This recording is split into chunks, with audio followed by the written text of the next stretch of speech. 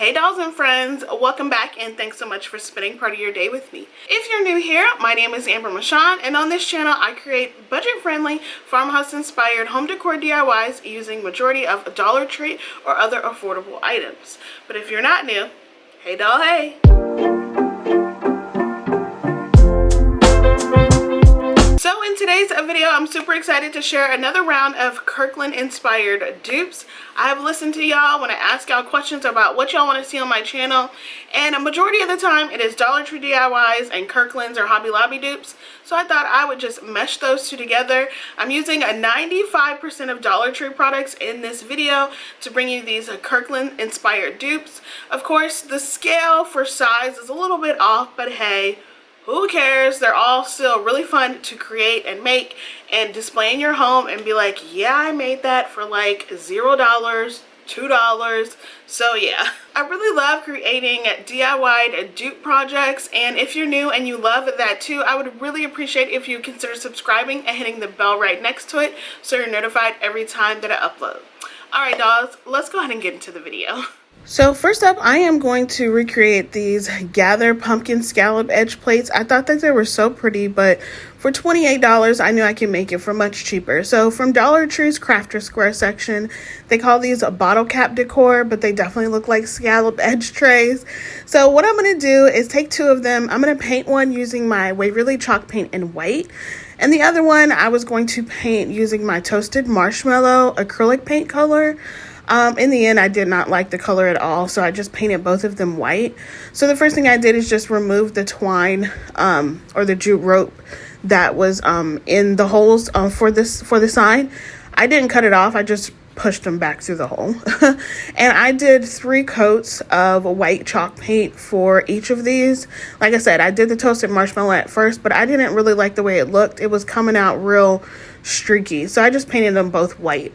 Then I'm actually going to use my Cricut Joy. I have a dedicated Cricut Joy and Cricut Maker video coming out in the next couple of weeks, so make sure you come back for that if you're interested. But I wanted to show y'all this. If you run out of smart vinyl for your Cricut Joy, you can always just use any other vinyl that you have. Just cut it down to size to the mat that you have that fits inside the Cricut Joy, and it'll work just fine. I still love this machine. It's so small, cute, and quaint, and it works for quick and easy projects such as this. So for the middle images for the scalloped trays, I did one gather in the word, and then did this like little wheat or greenery piece on it. I know for the Kirkland's one it had 2, but I just decided to do one of them, and then I just transferred it over with my Cricut transfer tape. And then the other one I did a outlined pumpkin, and yeah, that's pretty much it. As far as the holes, I didn't decide to cover them up. I just put the twine back in there and I tied a knot so it had more of a decorative touch and look, and just cut off the ends, and that's it for this one. The Kirkland's one for 2 of them cost $27.99, and for me it just cost $2.50 because I just had to get the tops. I thought it was adorable, super easy DIY, especially if you have a cutting machine. If you don't, you can always draw it on there or use some rub-on transfers. Next, I really love this Thankful and Buffalo Check pumpkin, but I know that I can make it super cheap. It was only on sale for $12, so it's not too bad, but if you know you can make it for just $1 or so, why not, right? So I'm using this pumpkin, this wood pumpkin from the Dollar Tree, and I'm cutting off the twine at the top, or the jute at the top. Then I'm using some leftover scrapbooking paper that I have this Buffalo Check print of. I got it from Hobby Lobby, and both of my sheets do not cover the entire pumpkin, so I've got to get a little creative in lining up my sheets. And so what I do is I use a generous amount of Mod Podge.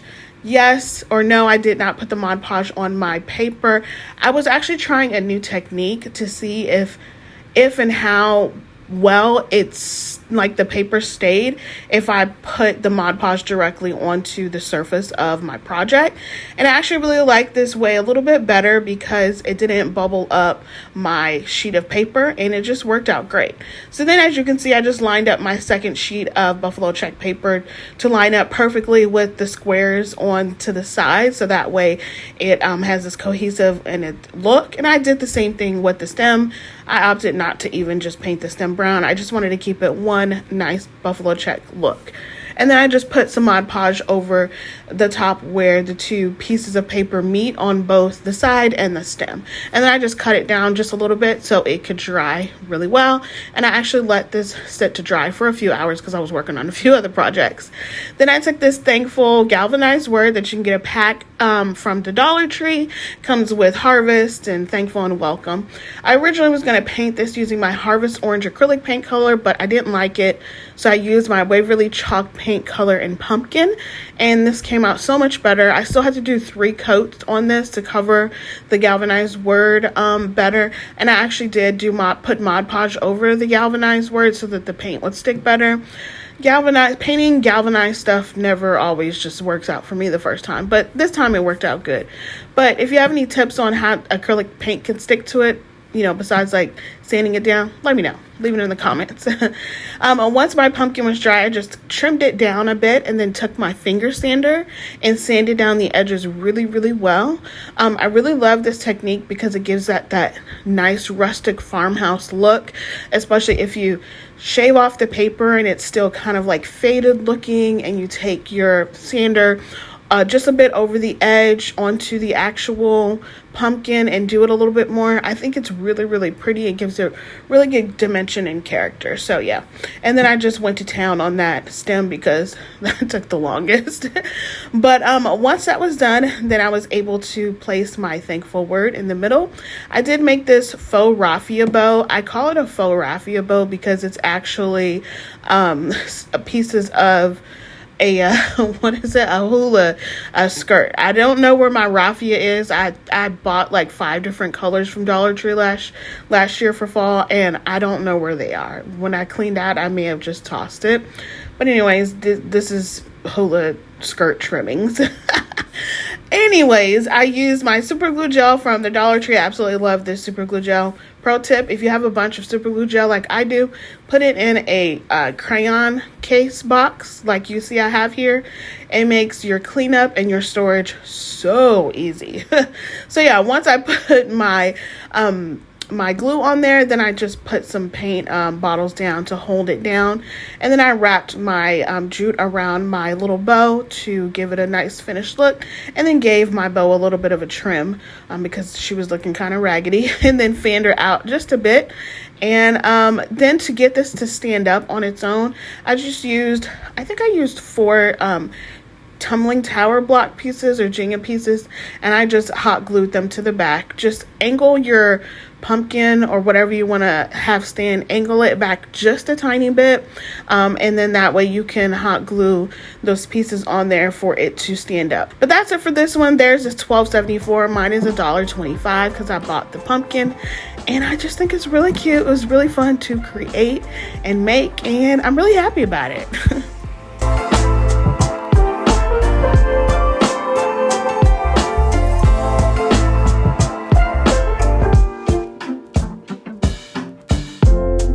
Next up, I'm making this white braided 3-tier pumpkin statue for $75. I've been eyeing this pumpkin statue for a very long time, and it is not going to be the same size. I am going to try to figure out how to make it the same size with less the amount of money, and I promise I will bring that to y'all. Anyways, I took 3 of these pumpkins I got from Dollar Tree last year, and I'm going to remove the fabric. Then I'm going to take this macrame cord that I got from the Dollar Tree this year. I'm super excited that they have this cord. I usually get this size like rope from Hobby Lobby or Michael's because it's a macrame cord. And Dollar Tree's nautical rope tends to be super thick, but I really am excited that they have this in stock at the Dollar Tree. If you don't have this at your local Dollar Tree, then go to the automotive section and get that poly rope thingy and then spray paint it white if you want to, or just if you don't, just use some nautical rope. Anyways, I have two ways that I have hot glued my rope on here. The first way is I just kind of looped it up and around using a bead of hot glue for my row every which way. You're going to use a lot of hot glue for this project, but I just kind of looped it up and around and down. It left the bottom of it exposed, but I ended up covering that with more rope towards the end of me completing this project. Now this is what two of them look like. These are two different ways that I did this. The second way I'm going to show you right here by using this other pumpkin. So I actually went and bought this from Dollar Tree because I realized the three pumpkins I had were very similar in size and I just wanted a smaller top pumpkin.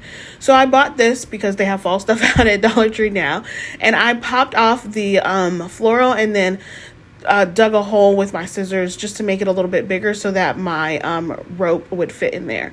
So what I'm going to do is just hot glue one piece down the ridge first, and then take another piece to measure that. Then I'm just going to loop that around and just cut it down to size. I probably cut maybe 10 or 15 at a time, and then I just hot glue that down on the pumpkin.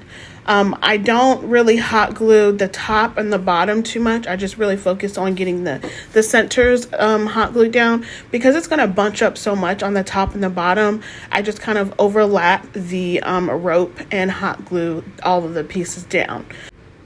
It makes for actually a pretty thick pumpkin look, but I still really like it. It's just really weird the way that hot gluing down these pieces, it just kind of overlaps. But anyways, this is what all of my pumpkins look like. And I'm just going to stack them up to see how they look. And then I'm going to take a dowel rod piece that I have. It's just a circular dowel rod. I've got this from the Dollar Tree a long time ago, and just ram it into the pumpkins. Now it was a little bit hard. I didn't think about this before when I was covering the entire pumpkin with the rope, so it was a little hard to get it through the bottom of the pumpkins that had been covered completely in rope, but I ended up getting it, and then I just hot glued it down on top of each other, used a generous amount of hot glue, cut down my rope, and then replaced it with the fancy looking stem, hot glued that down, and that's it for this one. Looks really fun, funky. $3.75 for me because I bought all the rope and the pumpkins. But hey, I'm not mad at this. It's not the same size, but I promise you guys I will redo this and work out the dimensions. Yeah, but I still like it. I think it's cute.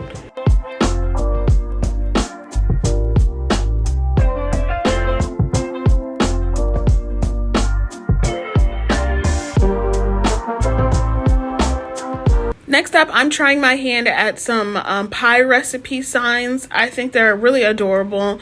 $37 for this one. Obviously, it's a little bit bigger than the one I'm going to make. But I'm using these smaller canvas signs from the Dollar Tree. 3 come in a pack. You can find them in the Crafter Square section. And because there's 3 in a pack, I'm already winning for this. And I actually already had this in my stash, so I didn't have to purchase this. I made this these images in Canva. I will have it down in my description box linked for you. So here's another free printable for you.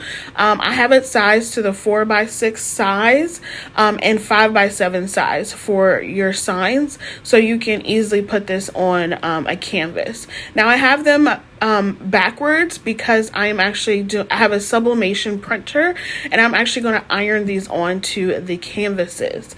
And so what I do is just cut down the papers to size to fit on the front of the canvas, put another piece of paper on top of that, and then use my small heat press to go ahead and press the image over and, ink it over. In the end, I really didn't need to use an additional piece of paper over that. I just put it right on top, my heat press right on top of the image, and it came over really nicely. The apple pie is my favorite one. It came out so good. And yeah, I really love the way that these turned out. $37 for one. I'm sure it's a little bit bigger, but $0 for mine. And I could make tons more without having to pay a dime because I have bunch of these canvases on hand.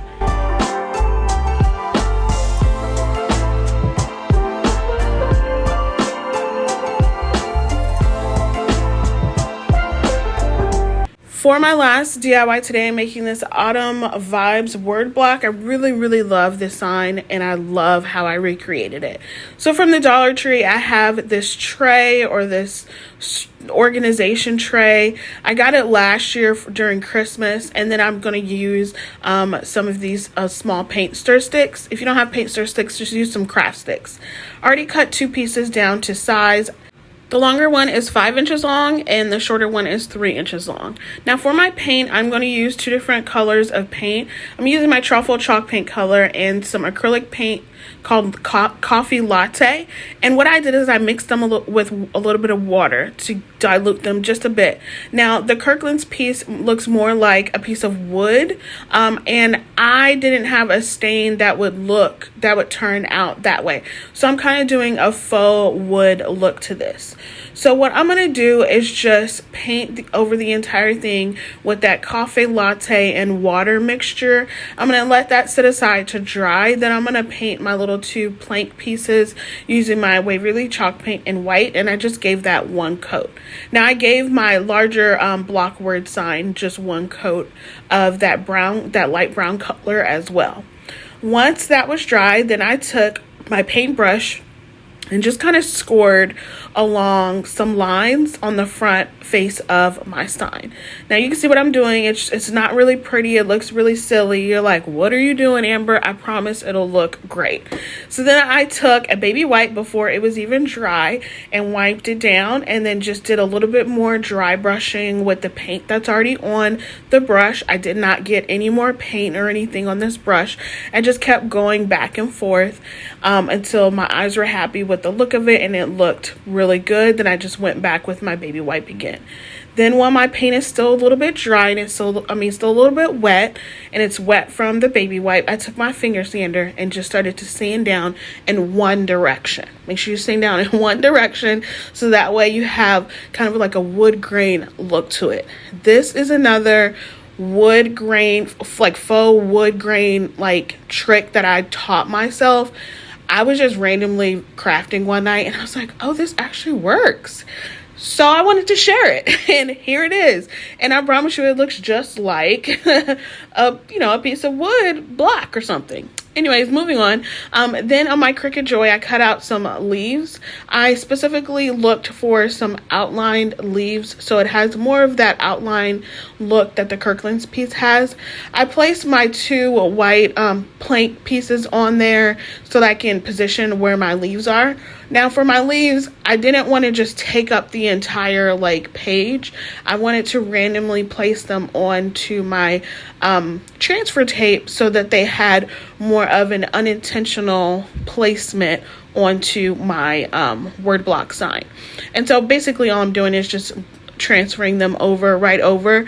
Make sure before you actually transfer your leaves, you wipe down your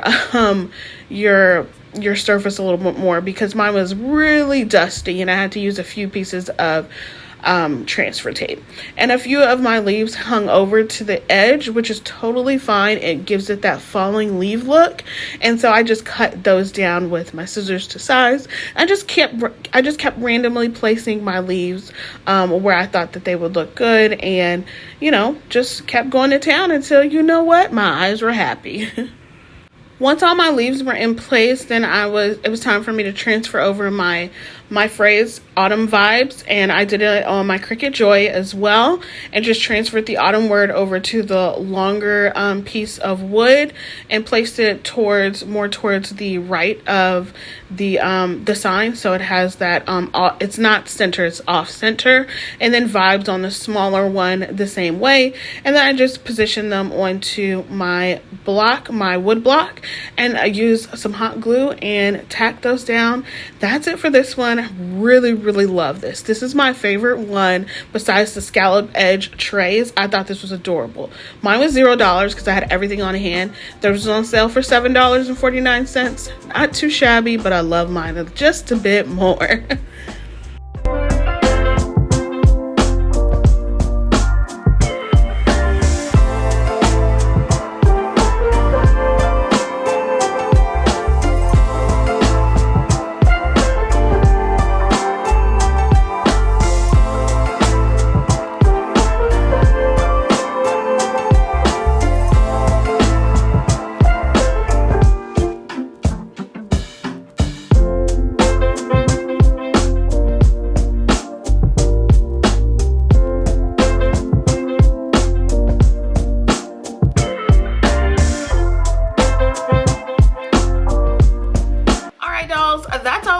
you today. I really hope you enjoyed this video. If you did, make sure you give me a big thumbs up.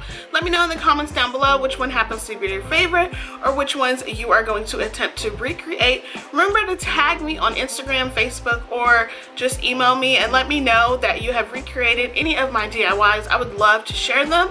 Also, make sure you come back here on Friday at 8 p.m. Eastern Standard Time. I will be going live with you guys just to chit chat for a little bit. Be about 35-40 minutes, if that. Just want to chat with y'all while I'm crafting, just to catch up. You guys catch up with me because there's a lot going on. So yeah, be blessed, stay safe, and I will see y'all on the next one. Bye.